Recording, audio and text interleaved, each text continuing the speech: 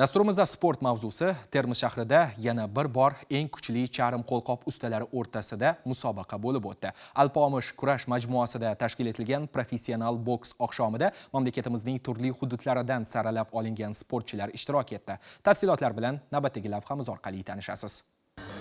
Termiz shahrining Alpomish kurash majmuasida professional boks kechasi yuqori saviyada tashkil etildi. Ushbu sport oqshomida mamlakatimizning turli hududlaridan tashrif buyurgan kuchli charm qo'lqop ustalari ringga ko'tarilib, muxlislarga murosasiz janglar namoyish etdi. Turnir doirasida bir nechta vazn toifalarida janglar o'tkazilib, Surxondaryo, Toshkent viloyati, Jizzax, Farg'ona, Andijon, Samarqand va boshqa hududlardan kelgan bokschilar o'zaro kuch sinashdi. Ko'plab bellashuvlarda bokschilar texnik ustunlik va nokaut evaziga g'alaba qozondi. Markaziy janglarda mezbon viloyat vakillari ham faol ishtirok etib, muxlislarning olqishiga sazovor bo'lishdi. Professional boks oqshomi sportchilar uchun professional ringdagi tajribani oshirishda muhim bosqich bo'ldi.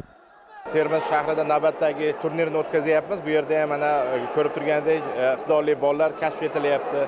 Bu ham nimadan dalolat? Oldinlari professional boksga olimpiya chempioni yoki olimpiyadan tugatgandan keyin qadam tashlanardi. Endi biz yoshlarimizga mana hozir bahslarda 18-19 yosh yigitlarimiz bahslarga kirishyaptiki, katta professional sportga kamida 5-10 yil oldinroq kirib boryapti. Bu ham bitta ularda o'sha xalqaro tan olingan kartlarga oldinroq kirish imkoniyatini beradi.